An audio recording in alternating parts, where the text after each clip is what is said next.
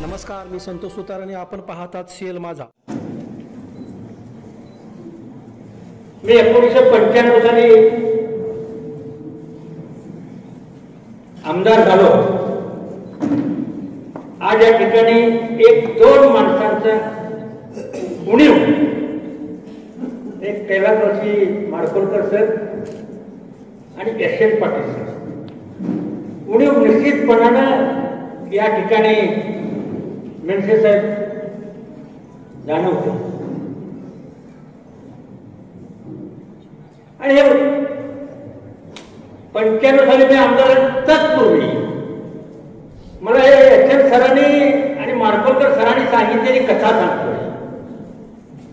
आम्ही 10 वर्ष या कॉलेजचा प्रस्ताव मंजुरीसाठी पाठवतोय. पत्रकारांना माहितीसाठी घ्या, 10 वर्ष सलग पाठवतो आणि 10 वर्ष सलग नामंजूर होतो. ह्याच्या इतकं दुर्दैव कुठलं नाही म्हणजे. आणि माझा चंदगड तालुका डोंगरा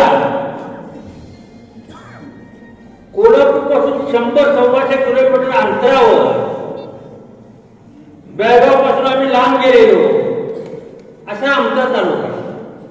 आणि इथे जर शिक्षणाची, उच्च शिक्षणाची सोय नसेल तर अवस्था काय. आणि म्हणून मी आमदार झाल्या मी 3-4 प्रमुख माणसांची, जाणत्या माणसांची भेट घेतली, कुणाला न सांगता.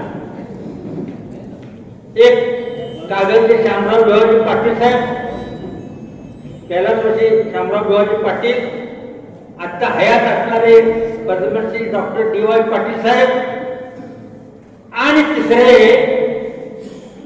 आजच्या कार्यक्रमाचे उद्घाटक आदरणीय जाधव साहेब.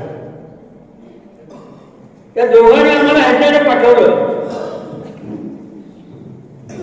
तर हे डायरेक्ट बाळासाहेब ठाकरेला फोन लावला.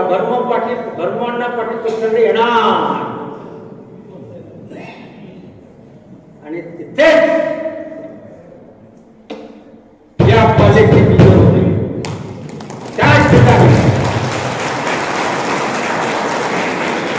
आणि म्हणून मी एवढंच सांगतो, या जगात पिता पुत्रांना पद्मश्री कुठे मिळालेली आहे. पिता पुत्रांना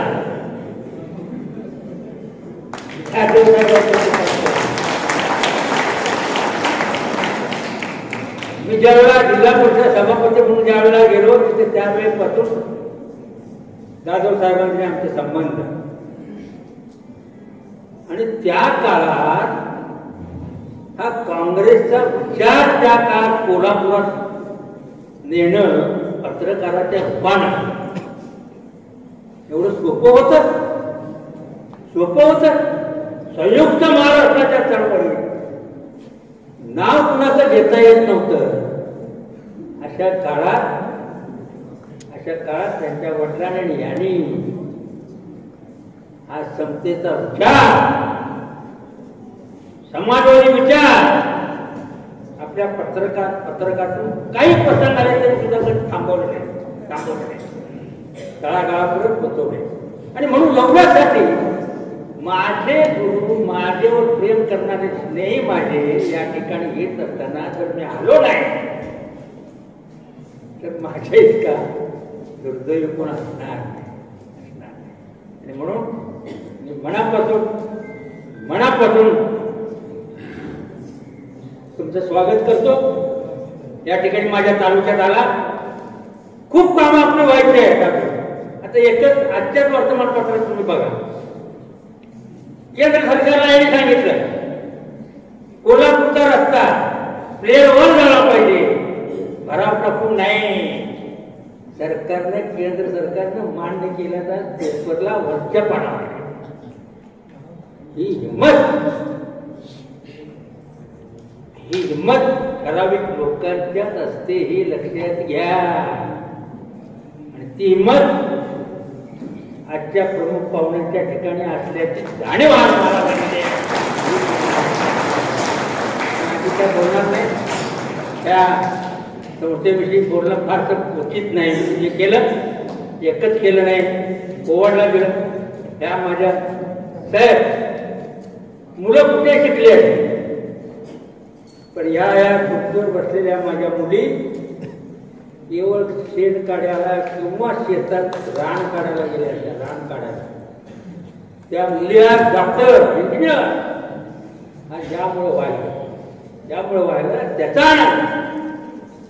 मी कमी शिकलेला, मी मराठी शास्त्र शिकलेला आहे, त्याच्यापेक्षा अधिक नाही शिकलो म्हणजे परिस्थिती अडचणच शिकायला नाही गेलो. आणि माझा कोणच शत्रू नाही. माझा शत्रू हे आहे गरिबी आहे. समाजातल्या असणाऱ्या माणसाची गरिबी हा माझा शत्रू आहे. आणि त्या गरिबीला पळवून लावणं हा माझा पुरुषार्थ आहे. आणि म्हणून जाता जाता तुम्हाला सांगतो, बाळासाहेबांना तुम्ही सांगितल्यानंतर पाठवून गेल्यानंतर 2-3 साक्षीदार होते, आमदार उदयकुमार देशपांडे वगैरे. बाळासाहेब म्हणले काय हवं तुला, पैसे हवे काय मंत्रीपद, मला काही नको सांगितलं. अगोदर सरकार बनवलं. साहेब तुमच्या सांगण्याप्रमाणे अगोदर सरकार बनवलं. आणि माझ्या तालुक्याच्या 2-4 महत्वाचं शिक्षण, महत्वाचं पाणी, महत्वाचे रस्ते आणि आरोग्य, बस. याच्यापेक्षा मला काही नको आहे. आणि जेव्हा मंत्री सुद्धा झालो, या विभागाचा पहिला मंत्री झालो, तिथं सकाळी 8:30 वाजता साहेब बाळासाहेबांनी मला फोन केला, अरे बरं तुला मंत्रिपदाची शपथ घ्यायची आहे, दुपारी 2 वाजता. माझ्याजवळ कोण नाही, नुसतं टॅक्सी भाड्याने नेले. काय बघा मग गेलो तो एक रस्ता, कोकणातला रस्ता, मंदिर करून याला पारगडवरचा कोकणात जोडणारा आमच्या गडकरींच्याकडे. आणि गडकरीने आपलीच गाडी केली. ते मला सत्कार केला, म्हटला तर तू जाऊन पोचू शकत नाही, शपथ होती. तो त्या आपलीच गाडी केली, लाल दिव्याची सत्कार केला, लाल दिव्याची गाडी केली, तीच लाल दिव्याची गाडी पण शपथ केली. हा चमत्कार आहे. आणि हा चमत्कार तुमच्या सारख्यांच्या आशीर्वादाने घडलेला चमत्कार, हा दुसऱ्या कोणाचा नाही आहे. ही वस्तुस्थिती आहे. आणि तुमचं स्वागत मनापासून माझ्या कुटुंबियाच्या वतीनं, माझ्या सगळ्या तालुक्याच्या समाजाच्या वतीनं मनापासून स्वागत करतो, थांबतो. जय हिंद, जय महाराष्ट्र.